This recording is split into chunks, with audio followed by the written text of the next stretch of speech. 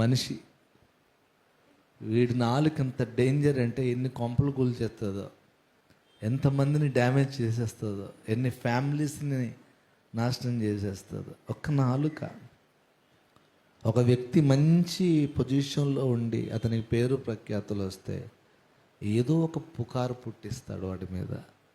ఒక్కసారిగా వాడి స్థాయి అంతా ఏమైపోతుంది? ఈ దుష్ప్రచారం వల్ల అయిపోతుంది. వందల మంది జైలులో చేయని తప్పు కోసం శిక్షలు అనుభవిస్తున్నారు అబద్ధ సాక్ష్యాల వలన, లేని వాటిని చెప్పడం వల్ల. నాలుక ఎంత ప్రమాదకరమైనదంటే అతి భయంకరమైన పాపము జరిగేది దాని ద్వారానే. అది మనకు పెద్ద విషయంలా అనిపించదు, తొందరపడి అనేస్తుంటాం, ఏదో ఒకటి మాట్లాడేస్తుంటాం, వాళ్ళ గురించి వీళ్ళ గురించి ఎక్కడెక్కడో చెప్పేస్తుంటాం అన్నీ కూడా. ఇది బాగా ఫ్యాషన్ అయిపోయింది, అలవాటు అయిపోయింది. నీకెందుకండి వాళ్ళ గురించి వీళ్ళ గురించి? దైవజనుడి గురించి నెగిటివ్గా అందరికీ చెప్పడం వల్ల నీకేం ప్రయోజనం ఉంది? అలా చెప్పడం వల్ల ఎవరికి లాభం ఉంది? అంటే అందరి హృదయాల్లో ఒక దైవజనుడి గురించి నెగిటివ్ ఆలోచనలు వచ్చేయాలనా? నీ ఏంటి తలంపు? ఒక బిలీవర్ గురించి నెగిటివ్గా చెప్తాము, దానివల్ల ఏంటి ప్రయోజనం? ఎందుకు చెప్పాలి? అతను తప్పే చేశాడు అనుకో, ఆ తప్పుకి ఎందుకు ప్రచారం చేయాలి? నోవాహు తాతగారు చక్కగా ఇంటివారి రక్షణ కొరకు ఓడ సిద్ధం చేశాడు.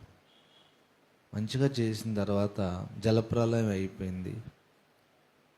జలప్రలయం అయిపోయిన తర్వాత ద్రాక్ష తోట వేసాడు పెద్ద ఆయన.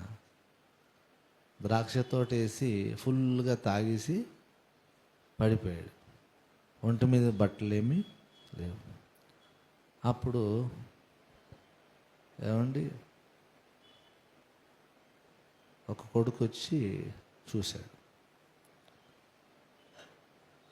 చూసి ఏం చేయాలి?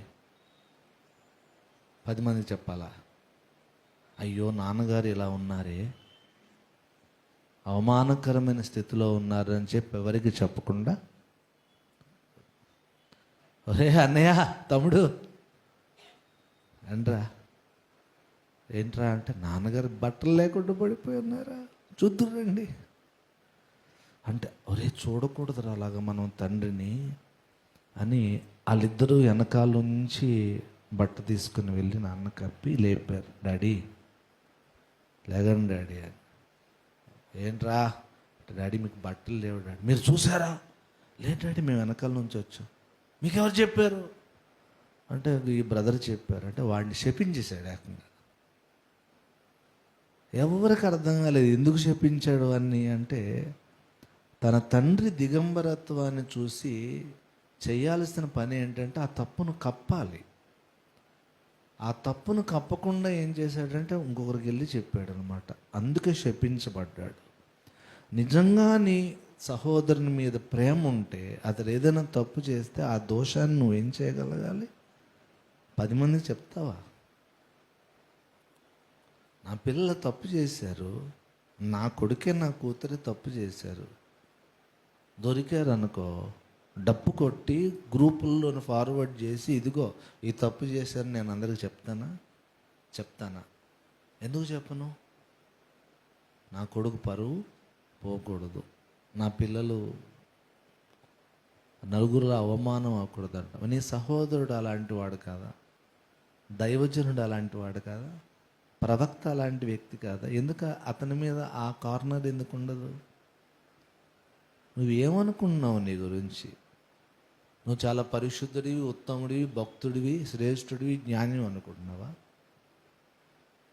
నీ గురించి నీ అంచనాలు ఏంటో దాన్ని బట్టే దైవానుగ్రహానికి మనం పాత్రలో అవుతాం. ఇది ఇంపార్టెంట్ లెసన్.